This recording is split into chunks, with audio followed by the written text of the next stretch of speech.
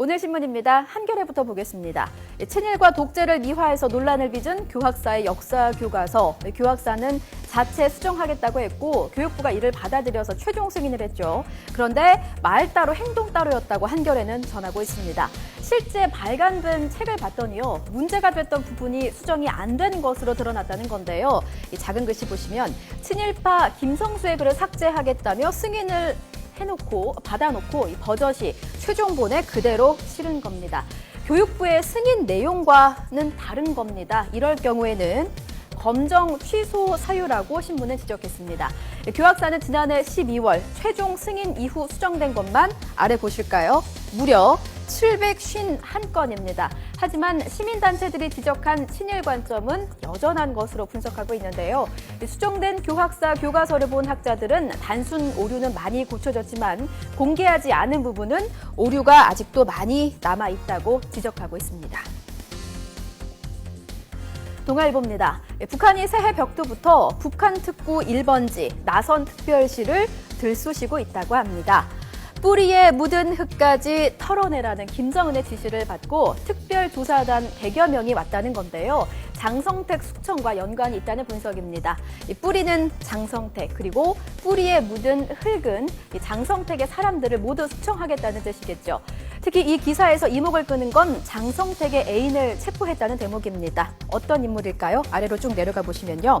김춘화 나선 국제여행사 사장이라고 합니다.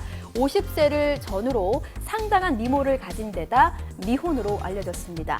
나선에는 많은 무역회사가 몰려있고 장성택과의 각별한 인연도 많은 곳입니다. 이 때문에 숙청 대상자들이 대거 있을 것으로 예상되고 있습니다.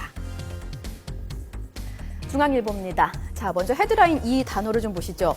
국꿈사, 구급 공무원을 꿈꾸는 사람들의 줄임말입니다. 좀 아래로 내려가 보시면요. 공무원 정원이 100만 명을 돌파했죠. 또 치안과 복지 행정 수요가 늘면서 이렇게 구급 공무원이 정원이 대폭 확대가 됐습니다. 덩달아 공무원 시험 열풍이 더 거세지고 있다는 기사인데 지난해 경쟁률 무려 75대 1에 육박했습니다. 응시자료 좀 살펴볼까요?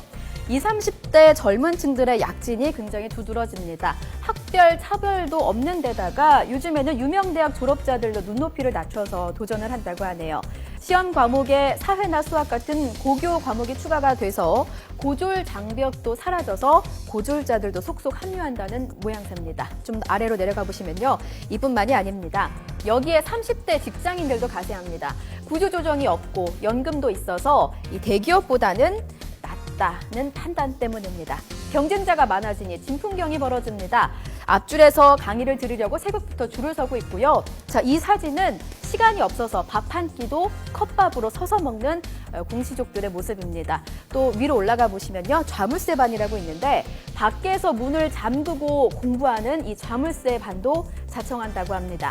전문가들은 시간제 일자리의 처우가 나쁘고 요즘에는 의사, 변호사도 폐업하는 사례가 늘다 보니까 보다 안정적인 공직을 선호하는 쏠림 현상이 심해지고 있다고 분석했습니다. 동아일보입니다. 요즘 한국인의 뇌 구조 어떨까요? 동아일보는 제1기획이 분석한 2013 소비자 라이프스타일 보고서를 인용했습니다. 먼저 그림 좀 보실까요?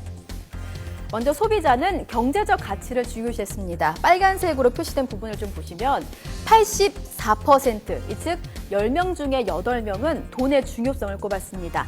또 지위가 낮아도 돈이 많으면 성공이라는 답도 68%, 70%에 육박했습니다. 다음은 좀 가족관을 보겠습니다. 여기 몇 개 주황색으로 칠해진 부분인데요. 82% 대다수는 가족이 소중하다고 답했고요. 또 부모라도 자녀 사생활을 지켜줘야 한다는 응답이 70%, 20대 중에서는 61%가 무조건적인 부모의 희생에 반대했습니다. 집에 대한 인식도 보겠습니다. 파란색으로 표시된 부분입니다. 10명 중 7명은 꼭 내 집이 있어야 한다고 답을 했습니다. 하지만 과거와는 달리 투자 목적보다는 거주의 목적이 크다는 답이 눈에 띄네요. 가치관은 어떨까요? 조금만 올라가 보시겠습니다. 네, 능력이 없으면 살기 힘든 사회라는 답이 67%, 아래로 내려가 보시면요. 빈부격차가 크다는 답도 66%로 조사됐습니다. 한마디로 정리를 하면요. 능력이나 돈 없이는 우리나라에서 살기 힘들다. 또 사회적 지위는 낮아도 돈만 벌면 성공한 셈이다. 그래도 가장 중요한 것을 꼽으라면 바로 가족이다. 이렇게 말씀드릴 수 있겠네요. 여러분의 생각과 같습니까? 네, 한국일보입니다. 이 택배 전쟁, 명절 때마다 피할 수가 없죠. 자칫하다가는 타이밍을 놓쳐서 선물이 늦게 도착하기 일쑤입니다. 가장 좋은 시기는 연휴 열흘 전쯤에 발송을 하는 거라고 하는데요. 그러려면 이번 주 안에 보내셔야겠죠. 또 택배 영업점이나 편의점 발송보다는 선물을 구입한 매장에서 바로 보내시는 편이 좋고요. 또 서비스 안내나 불만 접수는 콜센터보다는 인터넷 홈페이지가 편리합니다.